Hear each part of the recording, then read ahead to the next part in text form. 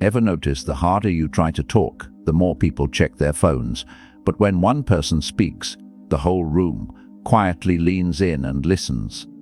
You say, "Hey, how are you?" You try to be friendly, polite, interesting.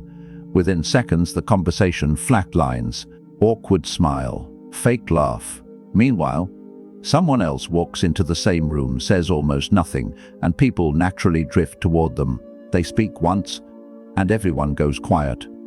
If you're honest, it stings. You walk away thinking, what do they have that I don't? Am I just not that interesting? It's not about looks. It's not about being the funniest, or the loudest, or the most confident in the room. It's something deeper. When they speak, the air changes. Their words feel heavier, calmer, more certain. They don't chase attention. They don't perform yet. People remember them. The secret isn't talking more. It's saying less, but meaning every single word. The Stoics understood this 2,000 years ago. The presence is far more powerful than performance. Real power isn't trying to impress people. It's being so grounded, you don't need to. In this video from Stoic Inspire, I'll show you 6 simple phrases and 1 mindset that quietly shift how people feel around you so they listen when you speak. Respect your boundaries. And remember, you long after you leave the room.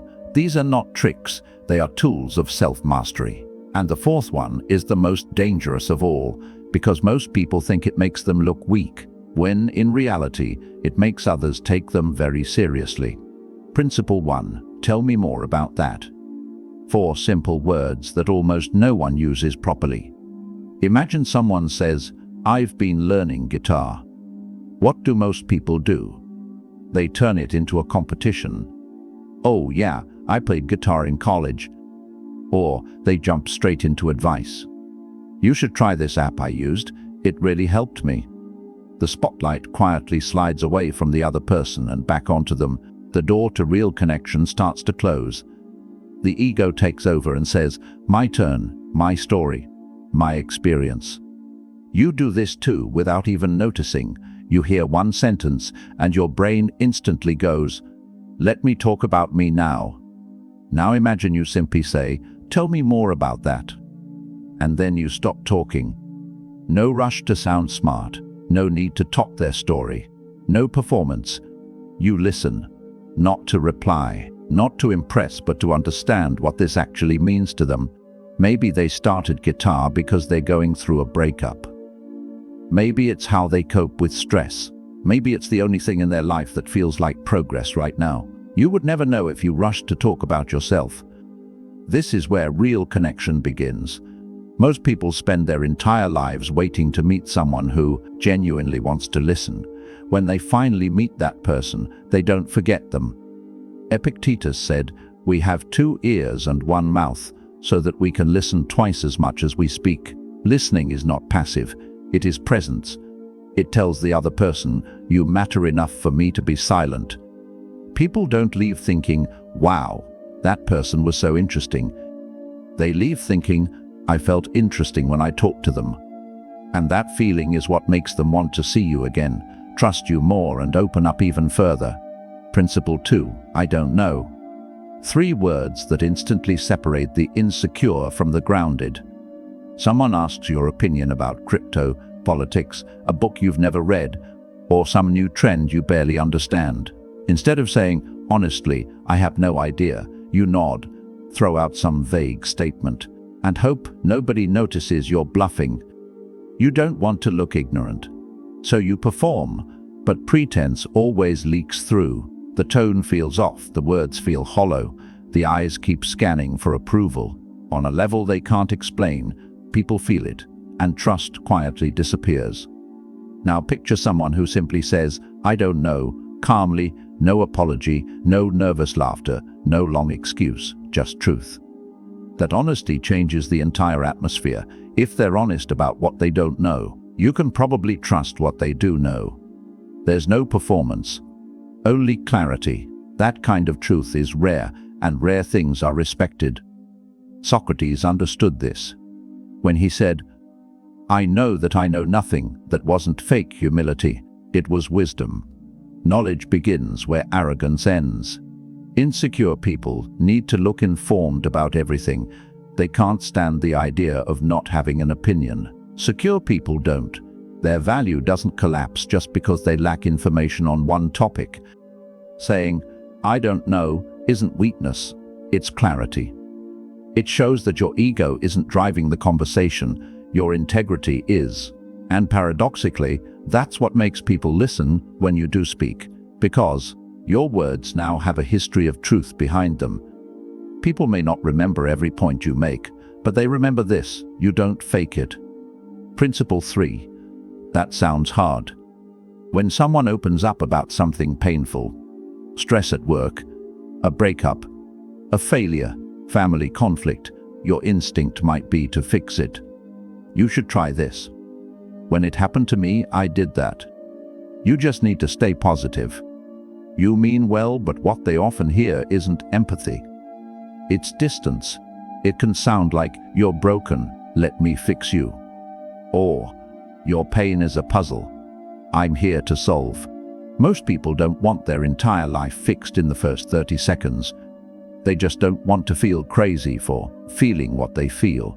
Instead, say, "That sounds hard," and mean it. Don't minimize their pain with cliches like, "It could be worse," or "At least you're not rushing to reframe it." You're acknowledging it. You're saying, "I see that you're carrying something heavy." Marcus Aurelius wrote, "Be tolerant with others and strict with yourself." Most people do the opposite. They rush to fix others while excusing their own flaws. They tell others to calm down while they themselves are ruled by impulse. Real strength is gentle.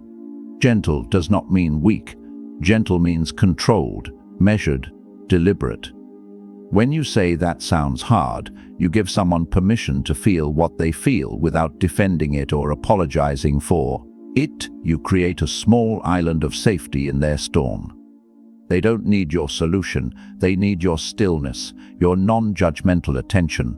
Sometimes the bravest thing you can do is resist the urge to fix and simply stand beside them in their difficulty. Principle 4. The power of silence. This is the hardest one and the most misunderstood. Most people are terrified of silence. The moment there's a pause in conversation, they panic. They feel exposed, like something is wrong, so they fill the space with nervous laughter, random stories, or constant commentary, just to feel safe. They think silence means failure. "I'm boring. They're judging me." This is awkward. But silence is not failure. Silence is strength. Think about the last group conversation you were in. The loudest people weren't necessarily the most confident. Often, they were the most uncomfortable with quiet. They talked to escape themselves. Now watch someone who is truly comfortable with silence. In a group, they speak rarely. They don't rush in with the first thought that appears. They're not competing for attention. They're not chasing reactions. They're letting the moment breathe. When they finally do speak, people listen. Because their silence before speaking is a signal that what's coming next might actually matter. Seneca wrote, "Silence is a lesson learned through many sufferings. People who face themselves no longer fear quiet, because silence is where you meet your own mind. It's where your regrets, insecurities, and fears rise to the surface. Most people drown them out with noise. The Stoic doesn't. The Stoic uses silence as training. They've learned that silence isn't empty. It's full of attention, full of power, full of space to think clearly. When you stop running from silence, you stop running from yourself. You listen better to others and to your own judgment. Your nervous system calms down. Your words begin to carry weight because they come from a still place, not a restless one. You no longer speak to fill space. You speak to deliver meaning. And when you master this, people lean in before you even open your mouth because your presence speaks first. Principle 5. I appreciate you. 3 words, but they hit deeper than thank you. Thank you is transactional. It recognizes an action. You helped me move. You fixed my problem. You did something for me. I appreciate you recognizes the person, not just the task. It says, I see who you are, not just what you did. Think of the friend who answers your calls at 2 a.m. the co-worker who quietly covers for you when you're overwhelmed, the partner who supports you even when you're not at your best most of the time. They get a quick thanks and everyone moves on. But when you look them in the eye and say, "I appreciate you," something shifts. You're not just acknowledging their usefulness, you're acknowledging their character, loyalty, kindness, consistency. In a world where people constantly feel used, these words tell them they're seen. Marcus Aurelius began his mornings reflecting on the people around him, grateful not only for what they did, but for the kind of humans they were. Recognizing virtue in others helps keep your own virtue alive. When you train yourself to notice courage, patience, kindness, and honesty in others, you strengthen those same qualities in yourself. Use this phrase sparingly but sincerely. Don't throw it around just to sound warm. When someone shows real loyalty, takes a risk for you, or stands by you when it costs them something, that's when it matters most. Recognition like that builds a bond no transaction can replicate. It tells people, you're not just in my life because you're useful, you matter as a human being. In a world that worships productivity over humanity, being the person who truly sees others is quietly revolutionary. Principle 6. No. The hardest word to say and the most liberating. People ask for your time, your energy, your attention, your favors, your emotional support. And even when you're tired, overloaded, or simply uninterested, you say yes, out of guilt, habit, or fear of disappointing them. You say yes to dinners you don't want, projects you hate, and conversations that drain you. Then you go home, annoyed at them.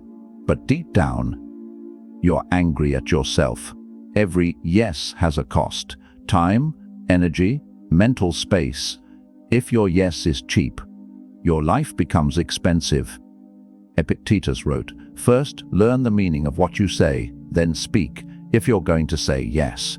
Understand what you're truly agreeing to." Watch someone who has learned to say no. They don't respond instantly. They pause. They consider.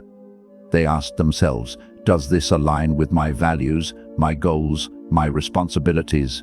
And if the answer is no, they simply say it, without apology, without over-explaining, without writing a 3-paragraph excuse. That clarity commands respect. People might not like your no in the moment, but they will respect it in the long run, because when people know your no is real, your yes becomes powerful. When you show up, they know you actually want to be there.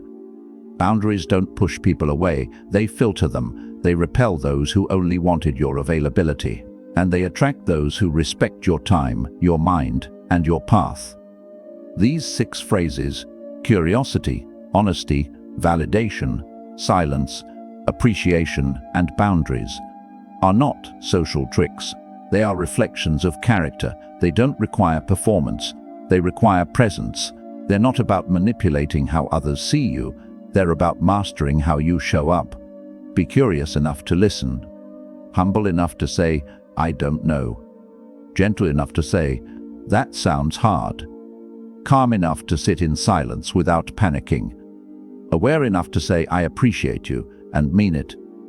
And strong enough to protect your time, your mind, and your energy with a clear no.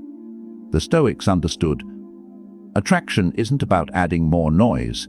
It's about subtracting what's unnecessary, the need to impress, the constant talking, the fake agreement, the fear of being disliked. The moment you stop performing and start being fully present, people finally start paying attention, not just to your words, but to who you are when you speak them. If this video from Stoic Inspire changed how you see communication, presence, and respect, leave a comment below. Which of these 6 phrases will you practice in the next 24 hours? Which one challenges you the most? And if you want to keep growing in calm, presence, and self-mastery, subscribe to Stoic Inspire every day. You'll be reminded to protect your peace, sharpen your mind, live with timeless Stoic strength, one lesson at a time. People may forget what you said, but they won't forget how your presence made them feel.